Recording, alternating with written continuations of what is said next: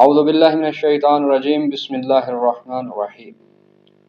السلام علیکم خواتین و حضرات، آپ دیکھ رہے ہیں شہدائے کربلا کا مختصر تعارف۔ 10 اکتوبر سن 680 روز جمعۃ المبارک 10 محرم الحرام کو میدان کربلا میں دونوں اطراف کی افواج اپنی پوزیشن سنبھال چکی تھی۔ طبل جنگ بجنے ہی کو تھا۔ لشکر حسینی علیہ السلام جو قریباً 150 کے قریب تھا، اس میں زیادہ تعداد بچوں اور بوڑھوں کی تھی، لیکن وہ حق پرست حق کے لیے ڈٹے ہوئے تھے۔ اور دوسری طرف لشکر یزید، جس کے بارے میں مختلف روایات ملتی ہیں، ان میں سے کچھ روایات 9 لاکھ اور 15 لاکھ کی ہیں، لیکن یہاں ہم اپنے پروگرام میں جو سب سے کم روایت ہے اسے لیتے ہیں۔ جو یزید کا لشکر تھا وہ قریباً 30,000 کے لگ بھگ آزمودہ کار سپاہیوں پر تھا، جو حسین علیہ السلام کا راستہ روکنے کے لیے کربلا میں موجود تھا۔ یہ جنگ تاریخ عالم کی شاید ایک عجیب و غریب جنگ تھی۔ نماز فجر کے بعد فرزند رسول صلی اللہ علیہ وآلہ وسلم اپنی مختصر فوج کو ترتیب دینے میں مشغول تھے۔ آپ علیہ السلام نے اپنی فوج کے دائیں بازو کا سالار زہیر ابن قین اور بائیں بازو کا سالار جناب حبیب ابن مظاہر علیہ السلام کو مقرر کیا، جبکہ عباس ابن علی علیہ السلام کو سالار لشکر مقرر کرتے ہوئے اپنی سپاہ کا علم ان کے سپرد کیا۔ آپ علیہ السلام کی فوج 32 گھڑ سواروں اور کم و بیش 100 کے قریب پیادوں پر مشتمل تھی۔ صبح کربلا عمر سعد نے پہلا تیر امام حسین علیہ السلام پر پھینک کر اس معرکے کا آغاز کر دیا، جسے قیامت تک فراموش نہیں کیا جا سکے گا۔ کچھ دیر تک تیروں کی یہ بارش لشکر حسین علیہ السلام پر مسلسل برستی رہی، یہاں تک کہ کئی جانباز حسینی زخموں سے چور ہو چکے تھے۔ طبل جنگ بج چکا تھا۔ یزیدی فوج کے دائیں بازو، جس کی کمان عمرو بن حجاج کر رہا تھا، اصحاب حسین علیہ السلام پر حملہ آور ہوا۔ اصحاب حسین علیہ السلام نے بڑی جوانمردی کے ساتھ اس حملے کو روک لیا۔ گھمسان کا رن پڑا۔ آسمان نے شجاعت اور جانثاری کے حیرت انگیز مناظر کو اپنے سینے میں قید کر لیا تھا۔ اصحاب حسینی علیہ السلام میں اس حملے کے بعد بہت سی معزز شخصیات شہادت کے منصب پر فائز ہو چکی تھی، لیکن لشکر یزید کا نقصان بہت زیادہ تھا۔ اس ناکام حملے کے بعد لشکر یزید ایک بار پسپا ہو چکا تھا۔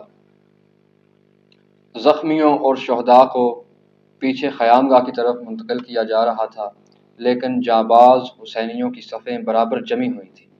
ان کے ہاتھ تلواروں پر اور ان کی نگاہیں خدا و رسول کے دشمنوں کا تعاقب کر رہی تھی۔ دوبارہ تیر برسنے شروع ہو چکے تھے۔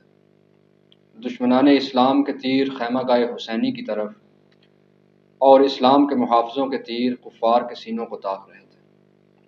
کافی دیر تک تیروں کی یہ بارش برستی رہی۔ کئی حسینی جانباز زخموں سے چور تھے اور کئی اپنے خون کا نذرانہ پیش کر کے بارگاہ خداوندی میں حاضر ہو چکے تھے، لیکن وہ ڈٹے ہوئے تھے۔ نہ انہیں کوئی غم تھا اور نہ کوئی خوف۔ کچھ دیر تک یہ تیروں کی بارش یوں ہی برستی رہی۔ پھر دوبارہ طبل بجا اور شمر، جو کہ لشکر یزید کے بائیں بازو کو کمان کر رہا تھا، ایک کثیر فوج کے ساتھ اصحاب حسین علیہ السلام پر حملہ آور ہوا۔ یہ گھڑ سوار حملہ تھا۔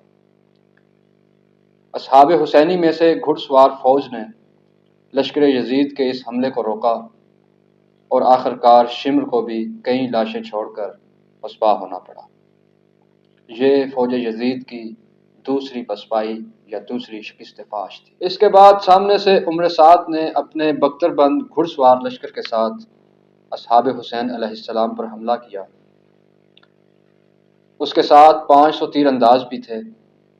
تیر اندازی کی شدت کی وجہ سے اصحاب حسین علیہ السلام کے گھوڑے زخمی ہو گئے، جس کے بعد اصحاب باوفا نے پاپیادہ اس بہت بڑے حملے کا سامنا کیا اور بالآخر عمر سعد کو بھی پہلے 2 حملوں کی طرح پسپائی کا سامنا کرنا پڑا۔ میدان کربلا کفار کی لاشوں سے پٹا پڑا تھا، جبکہ خیمہ گاہ حسینی میں بھی زخمیوں اور شہداء کی تعداد میں مسلسل اضافہ ہوتا جا رہا۔ جنگ کربلا کا پہلا دور اپنے اختتام کو پہنچا تھا۔ لشکر یزید کی طرف سے 3 بہت بڑے حملے اصحاب حسین علیہ السلام نے مکمل ناکام بنا دیے تھے۔ یہ ایک طرف اصحاب حسین علیہ السلام کی فتح مبین تھی اور دوسری طرف لشکر یزید کے لیے شکست فاش۔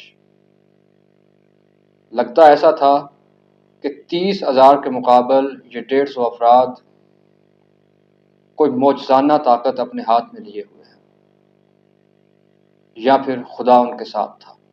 اس گھمسان کی جنگ میں جن اصحاب باوفا نے جام شہادت نوش کیا، ان بابرکات اور عظیم شخصیات کے نام کچھ اس طرح سے ہیں۔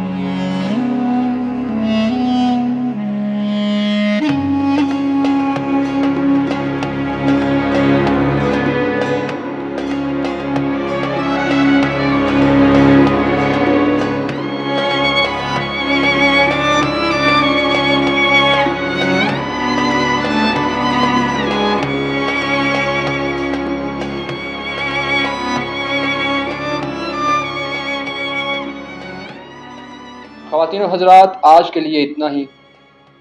انشاءاللہ اگلی قسط میں مزید جانیں گے کربلا کے شیر دل، بہادر اور عظیم المرتبت شہداء کے بارے میں، جنہوں نے اپنی قربانی سے اسلام کو زندہ کر دیا۔ اجازت دیجیے، اللہ حافظ۔